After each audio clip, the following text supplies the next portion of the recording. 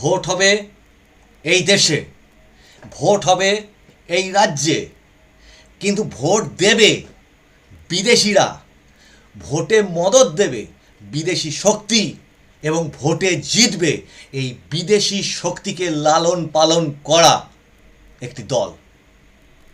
নমস্কার, মানুষের ভাষায় আপনাদের সকলকে স্বাগত। আমি প্রবীর রায়চৌধুরী আপনাদের সাথে। প্রথমেই বলে রাখি, এই এপিসোডটি আমি বেশ কয়েকদিন ধরে বলছিলাম যে নিয়ে আসব। একটি দেশ বিরোধী শক্তি কিভাবে এই পশ্চিমবঙ্গে সক্রিয় দীর্ঘদিন ধরে, এবং তারা এবারেও এই পশ্চিমবঙ্গের ভোটের ফলাফলকে কিভাবে পাল্টে দেওয়ার চেষ্টা করেছিল, তার খুব দ্রুত সামান্য অংশ আপনাদেরকে দেখাবার চেষ্টা করব। কারণ যদি বিস্তারিতভাবে সমস্ত কিছু দেখাতে যাই, তাতে অনেক ক্ষেত্রে দর্শক ধৈর্য হারান। তার জন্যে যতটা সম্ভব দ্রুত সেটা দেখানোর চেষ্টা করব। সঙ্গে এটুকু জানাই যে মানুষের ভাষায় এতটাই সুচিন্তিত, সভ্য, সুন্দর দর্শক আমরা লাভ করেছি, যাদের জন্যে আমার যদি কোনো ভুল হয়ে থাকে সেটা তারা ধরিয়ে দেন, তার জন্য আমি কৃতজ্ঞ। গত এপিসোডে আমি একটি শব্দ প্রাজ্ঞতা, এই কথাটি ভুল বলেছিলাম। একজন সুধী দর্শক সেটা ভুল ধরিয়ে দিয়ে বলেছেন প্রাজ্ঞ। অবশ্যই সেটা ঠিক। এবার থেকে কথা বলবার সময় আমি আরও বেশি সতর্ক থাকব। আসুন এবার এই এপিসোডটাতে আপনাদের কি দেখাতে চলেছি। এনআইএ এবার চরম অ্যাকশন মুডে নেমে পড়েছে।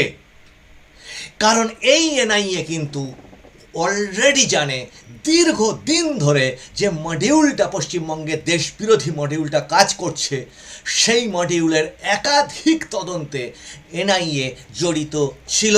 এনআইএর হাতে সেই তদন্ত ছিল।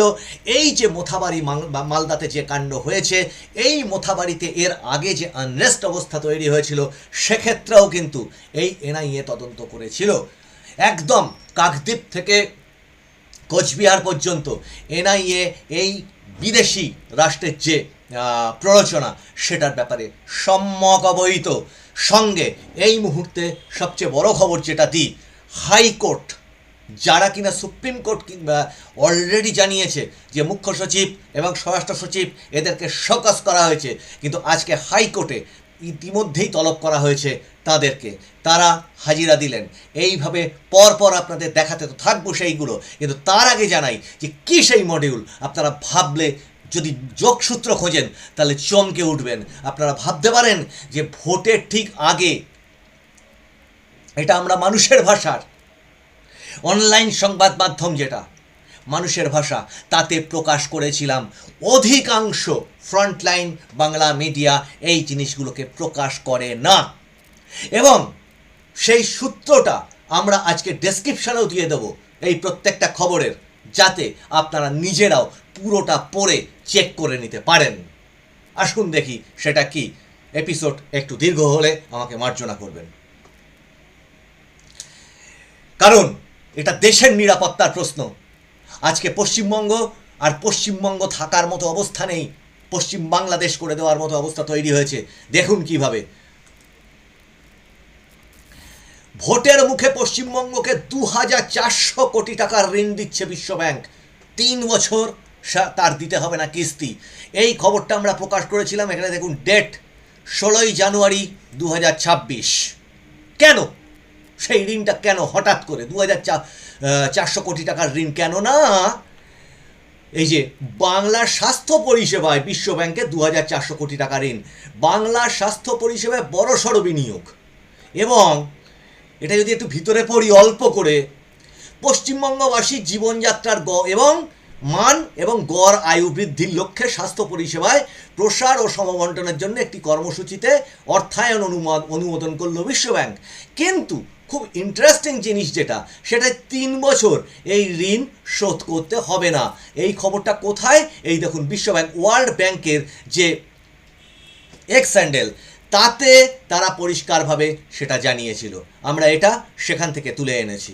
এবং পরবর্তীতে যদি ওয়ার্ল্ড ব্যাংকের যে ওয়েবসাইট আছে, এইখানে যদি আপনারা ক্লিক করেন ওয়েবসাইটে, সেই ওয়েবসাইট থেকেও কিন্তু আপনারা এই বিশ্বব্যাংকের মূল প্রতিবেদনে সেটা কি রয়েছে, 9 কোটির বেশি। খেয়াল করে দেখুন, এখানে ওরা উল্লেখ করছে 9 কোটির বেশি। জনসংখ্যাটা, যেটা আদৌ নয়। এবং পশ্চিমবঙ্গের স্বাস্থ্যোন্নতিতে 2400 কোটি টাকার ঋণ অনুমোদন করলো। দেখুন, যেটা তিন বছর শোধ করতে হবে না, এই টাকাটা কিসে ব্যবহার হচ্ছে, প্রশ্নটা এইটা। এবং এরকম টাকা, এই এতটা ফান্ডিং ভোটের ঠিক আগে ঠিক কোন কাজে লাগতে পারে? স্বাস্থ্যে। যে স্বাস্থ্য পরিষেবায় আজকে লিফটের মধ্যে, আরজি করের মতো জায়গায় লিফটের মধ্যে মানুষ দম বন্ধ হয়ে বা লিফট ছিঁড়ে পড়ে মারা যাচ্ছে, যেখানে আরজি করের মতো জায়গাতে ডাক্তারি ছাত্রী তিনি নির্মমভাবে তার ওপর অত্যাচার হচ্ছে এবং তিনি মারা যাচ্ছেন, সেই স্বাস্থ্য পরিষেবায় জানুয়ারি মাস থেকে আজকে এপ্রিল মাস, ফেব্রুয়ারি, মার্চ, এখানে ঠিক কী উন্নতি এই রাজ্য সরকার করত? গেল প্রথম অংশ, আপনাদের দেখিয়ে দিলাম সেটা। এরপরে আসুন ভীষণ বড় একটা খবর। ভোটের মুখে মার্কিন স্পাই, ইউএস স্পাই, দেশ বিরোধী বিরাট চক্রান্ত ফাঁস এনআইএ এর হাতে। সেটা কি? এইখানটা দেখুন খেয়াল করে।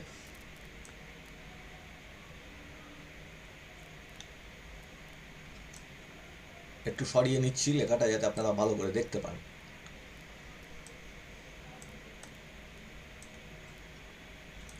দেখুন খেয়াল করে, দেশের জাতীয় নিরাপত্তার ক্ষেত্রে বড়সড় আশঙ্কার মেঘ।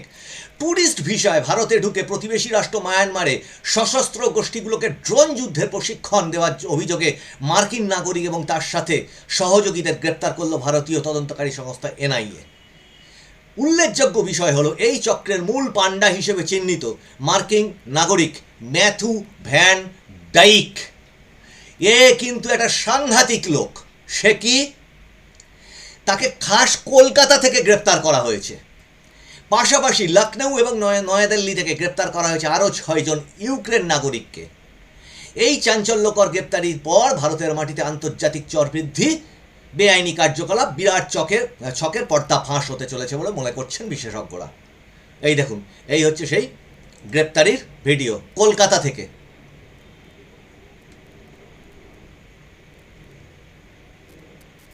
এই যে গ্রেপ্তার করে গাড়িতে তোলা হচ্ছে কলকাতা থেকে।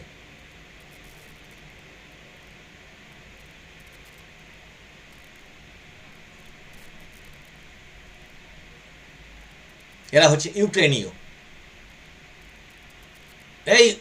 এই চলে গেল হচ্ছে এই যে এখানটা স্পষ্ট করি, এই হচ্ছে ম্যাথু ডাইক। এই হচ্ছে ম্যাথু ডাইক। আচ্ছা, এই ম্যাথু ডাইক আর কি করেছে?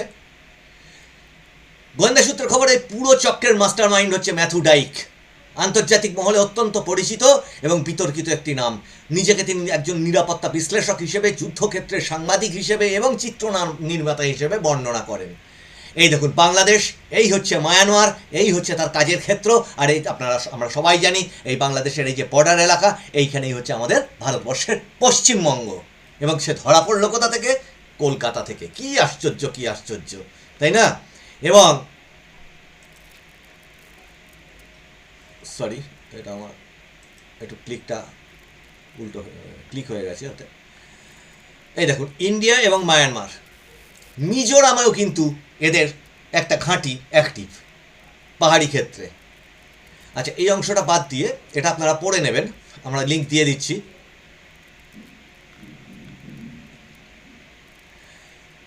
মায়ানমারের আভ্যন্তরীণ সংঘাতে বিদেশিদের এই নাক গলানো বিষয়টি ভারতের জন্য একটি বিরাট চিন্তার কারণ হয়ে দাঁড়িয়েছে। ভারতীয় গোয়েন্দা সংস্থাগুলো জোরালো সন্দেহ, মায়ানমারের এই সশস্ত্র গোষ্ঠীগুলোর সঙ্গে ভারতের অভ্যন্তরে নিষিদ্ধ ঘোষিত বিভিন্ন বিচ্ছিন্নতাবাদী এবং জঙ্গি সংগঠনগুলোর গভীর যোগাযোগ রয়েছে। রোহিঙ্গা কারা সুধী দর্শক? এই মায়ানমার থেকেই আগত এই রোহিঙ্গা গোষ্ঠী। এবং এই যে ম্যাথু ডাইক, এই ম্যাথু ডাইক কিন্তু বিশ্বের আরও বিভিন্ন প্রান্তে তার এই যে নেটওয়ার্ক, এটা সক্রিয় ছিল। সেটা বিভিন্ন সময় সিরিয়া, ইরাক, ইরান ইত্যাদি জায়গাতেও ছড়িয়েছিল। এইখানটায় দেখুন, আন্তর্জাতিক স্তরে ম্যাথু প্রথম খবরের শিরোনামে আসেন লিবিয়ার গৃহযুদ্ধের সময়। সেই সময় তিনি লিবিয়ার বিরোধী গোষ্ঠীগুলোর সঙ্গে হাত মিলিয়ে সরাসরি যুদ্ধে অংশগ্রহণ করেছিলেন। পরবর্তীকালে সেখানে কারাবন্দী হন। এরপর তিনি সন্স অফ লিবার্টি ইন্টারন্যাশনাল নামের একটি সংগঠন প্রতিষ্ঠা করেন। এই সংগঠনের মূল কাজ হলো বিশ্বের বিভিন্ন যুদ্ধ বিধ্বস্ত অঞ্চলে সশস্ত্র গোষ্ঠীগুলোকে সামরিক প্রশিক্ষণ দেওয়া এবং কৌশলগত সহায়তা প্রদান করা। এই হেন একজন বিতর্কিত ব্যক্তির কলকাতায় উপস্থিতি এবং গ্রেপ্তারি ভারতীয় গোয়েন্দাদের কপালে চিন্তার ভাঁজ ফেলছে। শুধু দর্শক, আপনার আমার কপালে চিন্তার ভাঁজ পড়ছে না? এরপর আসুন তার ঠিক পরে, এই ঘটনার ঠিক পরে, এই এপ্রিল মাসে আগে, ভোটের আগে কলকাতায় হামলার ছক, বাংলাদেশের ঘাঁটি করে ভারতীয় সক্রিয় লস্কর জঙ্গি গ্রেপ্তার। এটা অন্যান্য সংবাদ মাধ্যমে আপনারা সম্যক জেনেছেন, তৎসত্ত্বেও এখানে খানিকটা উল্লেখ করে দিচ্ছি। বাংলাদেশের এই ঘাঁটি করে ভারতের সক্রিয় লস্করে তৈবার শীর্ষ অপারেটিভ সাব্বির আহমেদ লোনকে গ্রেপ্তার করলো দিল্লি পুলিশের স্পেশাল সেল। কোথা থেকে? কলকাতা থেকে। এবার আসুন যে এনআইএ এই ঘটনার পরে, এখানে তো দেখলেন যে হাইকোর্টে তলব করা হয়েছে, এখানে দেখে নিন, মুখ্য সচিব এবং স্বরাষ্ট্র সচিবকে এই খানিকক্ষণ আগে বিকেলবেলা তারা হাইকোর্টের প্রধান বিচারপতির তলবে হাইকোর্টে গিয়ে পৌঁছন। আপনারা এই কণ্ঠস্বর সকলেই শুনেছেন ইতিমধ্যেই।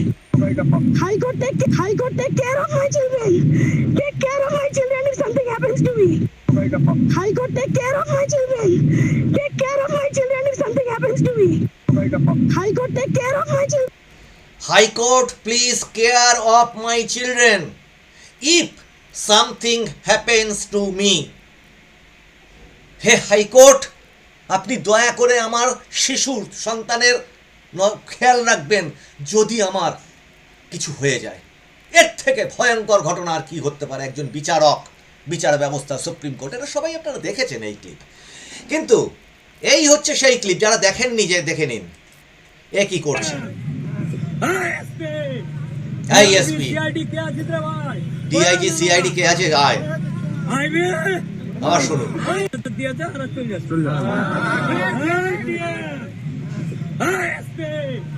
ডিআইবি সিআইডি কে আছে রে ভাই?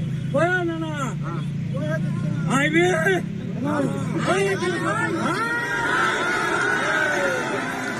পাশে উল্লাসটা শুনুন দর্শক, অবস্থাটা দেখুন।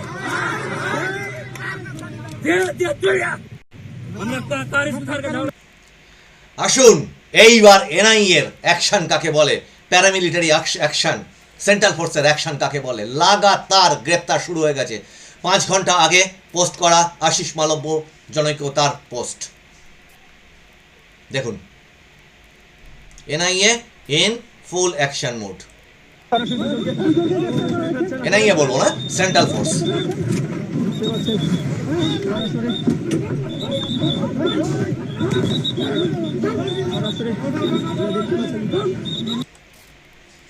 ভোটখানা থেকে সরাসরি আপনারা দেখতে পাচ্ছেন যে ভোটখানা থেকে সরাসরি একজনকে করে নিয়ে যাচ্ছে। দেখতে পাচ্ছেন, একটু মনে শান্তি লাগছে সব দেখে, আশা করি আপনাদেরও লাগছে।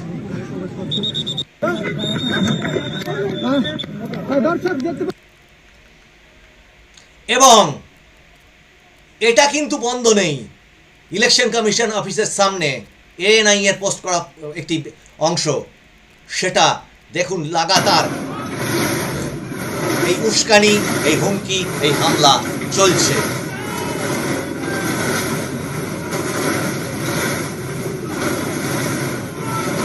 এটা ইসিআই অফিসের সামনে। এবং এই মুহূর্তের আর একটা খুব ইন্টারেস্টিং স্টেপ ইলেকশন কমিশন যেটা নিয়েছে, সেটা কি? দ্য এনআই এর post, the election commission of India suspend করে দিল and initiate disciplinary action against Jyotsna Khatun, joint BDO খণ্ড ঘোষ, মানে ব্লক ডেভেলপমেন্ট ব্লক। এই হচ্ছে সেই চিঠিটা। General election of the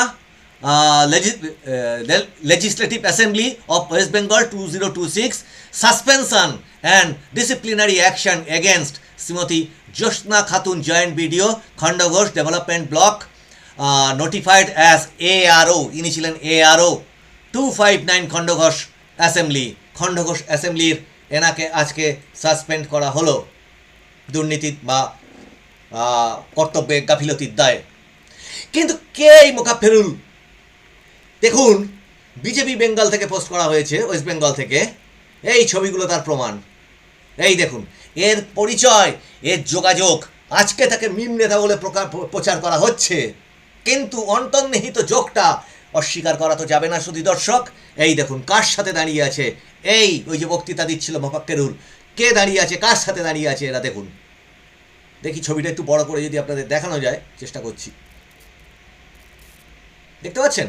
এই দেখুন কোন মঞ্চে দাঁড়িয়ে আছে, কার কার সাথে দাঁড়িয়ে আছে, কোন পোস্টারে এর নাম আপনারা দেখলেন। এবং এই যে সকালবেলা কলকাতা ওয়েস্ট বেঙ্গলে একটা IANS এর post, IG NIA Sonia Singh ইনি এসেছেন, এনার সাথে কিন্তু প্রচুর অফিসার এসছেন, এবং তারপরেই এই অ্যাকশানগুলো শুরু হয়েছে, যেখানে অ্যারেস্ট হলো এই মোফাক্কেরুল।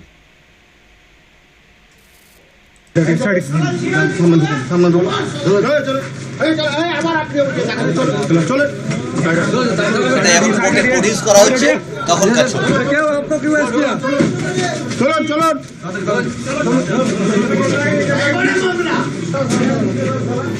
এর প্রতিবাদে আবার, যেটা সূত্রের খবর, এর প্রতিবাদে আবার এইখানে ওই ECI অফিসের সামনে এই বিক্ষোভ। ঠিক আছে, তাহলে বোঝাই যাচ্ছে যে রাষ্ট্রবিরোধী কারা। এইখানে দেখুন, এই ছবিটা আরো বড় করে রয়েছে, কার সাথে কার কার সাথে দাঁড়িয়ে আছে ছবি বলে দিচ্ছে। NIA এই যে তদন্ত শুরু হয়ে গেছে বিডিও অফিসে, আপনারা দেখতে পাচ্ছেন তদন্ত করছে। আমি ক্লিপগুলো খুব দ্রুত সরিয়ে দিচ্ছি, কারণ যাতে এপিসোডটা সংক্ষিপ্ত সময়ের মধ্যে রাখা যায় তাই। এটাও ANI এর পোস্ট। কাজে উঠে পড়ে NIA নেমেছে, এবং তারপরেরটা দেখুন, এই অ্যারেস্টের ছবিটা তো আপনাদেরকে একটু আগে দেখিয়েছিলাম। সমস্ত জায়গা জুড়ে কিন্তু এবার সেন্ট্রাল ফোর্স এবং NIA তৎপর হয়ে উঠেছে এই রাষ্ট্রবিরোধী শক্তির বিরুদ্ধে।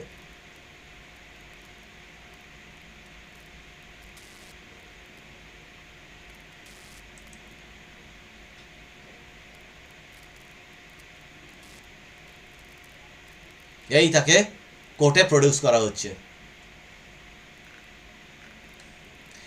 এইবার দেখুন, শিলিগুড়ি থেকে যেটা খবর পাওয়া যাচ্ছে, 14 জন বাংলাদেশিকে এইভাবে গ্রেপ্তার করেছে RPF। 5 ঘন্টা আগের খবর।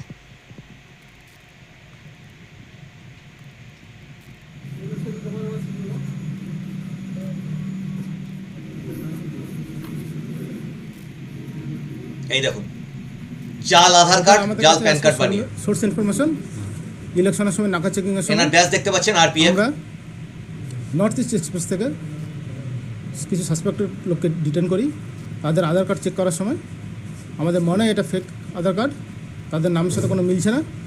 তখন আমরা 14 জন পুরুষ মহিলা বাচ্চা সমেত জলপাইগুড়ি রোড স্টেশনে ডিটেন নামানোর পরে আমরা RPF অফিসে নিয়ে আসি। ইন্টারোগেশনের পরে জানা যায় ওনারা সব বাংলাদেশে অবৈধভাবে বাংলাদেশে ঢুকেছিল কাজের তাগিদে। শুনলেন? এরা দিল্লি যাচ্ছিল, দিল্লি থেকে জম্মু কাশ্মীর যাবে, কামাখ্যা থেকে নর্থ ইস্ট। হ্যাঁ, দিল্লি থেকে জম্মু। না, এটা আমি বলতে পারবো না, এটা ফার্দার ইন্টারোগেশন।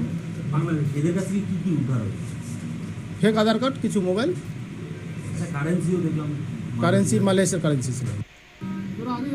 দেখুন অবস্থা, দেখুন অবস্থা। এখানে এটাও প্রশ্ন থাকছে, এই আধার কার্ডগুলো বানাচ্ছে কারা? এই আধার কার্ডগুলো বানাচ্ছে কারা? তাদের বিরুদ্ধে অবিলম্বে সর্বাত্মক তদন্ত শুরু হোক।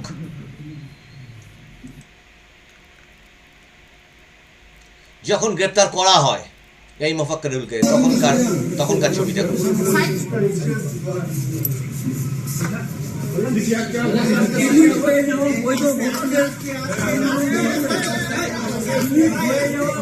যতক্ষণ না উঠছে বৈধ ভোটার, আন্দোলন চলবে।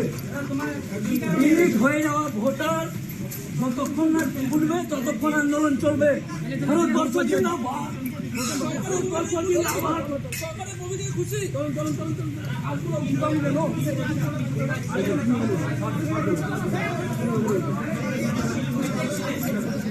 দেখি দেখি হাসপাতাল হাসপাতাল দেখি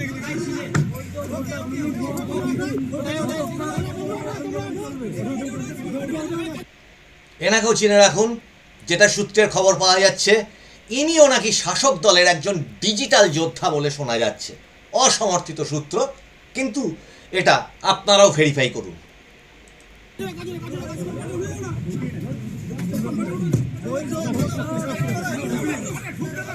আসুন এবার পরের ক্লিপটাতে।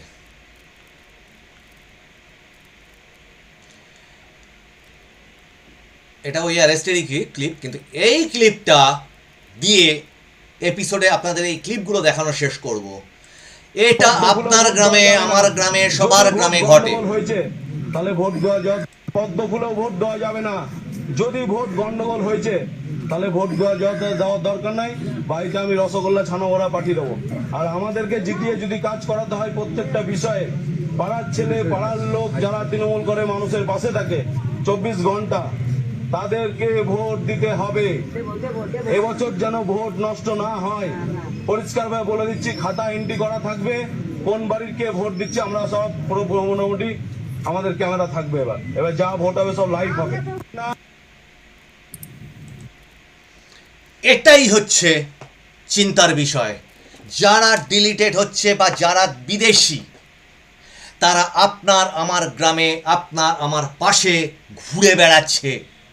এবং নির্বাচন কমিশন, সুপ্রিম কোর্ট এবারে যে অ্যাকশন নিতে চলেছে বলে এই মুহূর্তে আমরা দেখতে পাচ্ছি, প্রত্যেক ঘন্টায় যে অ্যাকশনগুলো এগোচ্ছে। এবং আমরা 6 তারিখের দিকে তাকিয়ে আছি। এদের যে মাথা, সবচেয়ে বড় মাথা, এখনো পর্যন্ত সূত্রের যা খবর আমাদের কাছে, এবার কোনো মাথা ছাড় পাবে না। জালে এবার একসাথে অনেক মাথা উঠতে চলেছে। কাজেই কি ভোটের পরিবেশ আমাদের সামনে তৈরি হয়, কারণ শুধুমাত্র এই রকম শুধু প্যারামিলিটারি বা এই সমস্ত দিয়ে যে পশ্চিমবঙ্গের ভোট সম্ভব না, এটা আশা করি কমিশন, সুপ্রিম কোর্ট, কেন্দ্রীয় সরকার, যত সেন্ট্রাল ফোর্স, এরা সবাই সব জায়গা থেকে বুঝে গেছে এটা একটু অন্য রকম কিছু। এটা যেন বিদেশির সাথে আমরা যারা দেশীয় ভারতীয়, তাদের একটা অস্তিত্ব রক্ষার লড়াই। আপনারা সমস্ত ক্লিপগুলো দেখলেন, যতটা পারলাম আপনাদের সামনে তুলে ধরবার চেষ্টা করলাম। যে খবরগুলো আপনাদেরকে আমাদের অনলাইন সংবাদপত্র বলতে পারেন তার মাধ্যম দিয়ে দেখালাম, তার লিঙ্কগুলো আমরা ডেসক্রিপশানে দিয়ে দিচ্ছি। আপনারা নজর রাখুন মানুষের ভাষার পর্দায়, আপনারা সাপোর্ট করুন মানুষের ভাষাকে, সাবস্ক্রাইব করুন, আপনাদের সুচিন্তিত মতামত পাঠান, এবং আপনাদের এই শেয়ার করলে এই এপিসোডটার সাথে সাথে আপনাদের ওই সুচিন্তিত কমেন্টগুলো যাতে অনেক উঁচু জায়গা পর্যন্ত পৌঁছে যেতে পারে, তার জন্যে আপনারা একটু শেয়ার করুন। আপনাদের সঙ্গে আবার দেখা হচ্ছে সামনের এপিসোডে। নমস্কার।